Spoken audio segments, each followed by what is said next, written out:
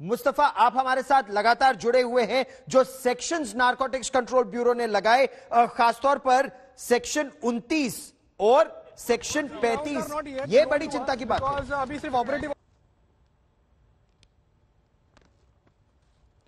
मुस्तफा, ये दोनों सेक्शंस आर्यन खान और बाकी आरोपी जो उनके साथ है, अरबाज मर्चेंट और मुनमुन धमेचा, उनके लिए बड़ी चिंता की बात होंगे। कॉन्स्पिरेसी, अबेटमेंट और प्रिजम्पशन ऑफ कल्पेबल एक्ट।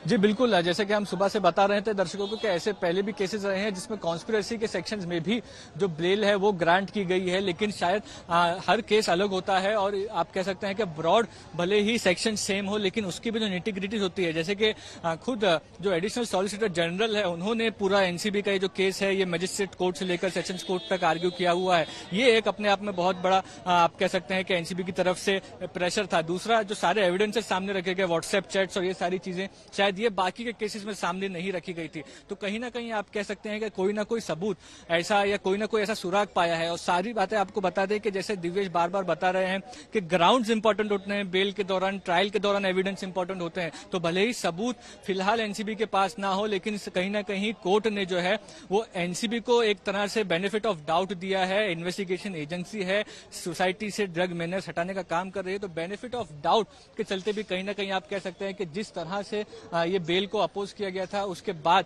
कहीं ना कहीं कोर्ट ने इस बात में तथ्य मानते हुए ये बेल को रिजेक्ट किया है। क्योंकि जो डिफेंस लॉयर्स हैं इस पूरे केस को सिर्फ एक कंजम्पशन बेनिफिट ऑफ डाउट तो अक्यूज को मिलना चाहिए। ये तो एनसीबी के ऊपर है कि वो एक स्ट्रॉन्ग केस बनाए।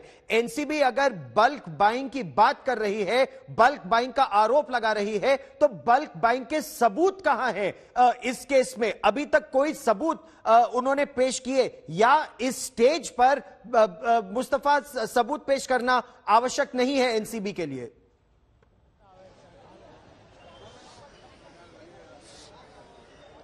जी बिल्कुल, भले ही इस स्टेज पर जो एविडेंस की हम बात कर रहे हैं उतने एविडेंसेस नहीं पेश किए गए हों, लेकिन एनसीबी ने समय जरूर मांगा। एनसीबी ने यह भी कहा कि एमईए से जो संपर्क है वो किया जा रहा है। आर्यन खान की जिस शख्स के साथ चैट्स थी उस शख्स को ढूंढा जा रहा है, उसे कह सकते हैं कमर्शियल क्वांटिटी डिस्कस हो रही थी उस व्हाट्सएप चैट्स में, ये कहा जा रहा है। तो ये सारी बातों का संज्ञान कहीं ना कहीं कोर्ट ने लिया है और बेनिफिट ऑफ डाउट दोनों चीजों लोगों को मिल सकता है, दोनों पक्षों को मिल सकता है। तो इस वक्त जो बेल रिजेक्ट हुई है उसमें कहीं ना कहीं लग रहा है कि प्रोसिक्यूशन को ये बेनिफिट ऑफ डाउट इस वक्त दिया गया है, बेल रिजेक्ट की गई है। अब आगे जो डिटेल्ड ऑर्डर आता है उसमें ग्राउंड्स तो पता चल ही जाएंगे, साथ ही साथ ये भी पता चलेगा कि अब जब precedents which we were relying upon, but unfortunately what the order has come, we were not expecting this. Though the whole order is not yet come, but do you think what went wrong here and what? See, I cannot speak anything on that because the order is yet to come in hand. Because we will first have to peruse the grounds.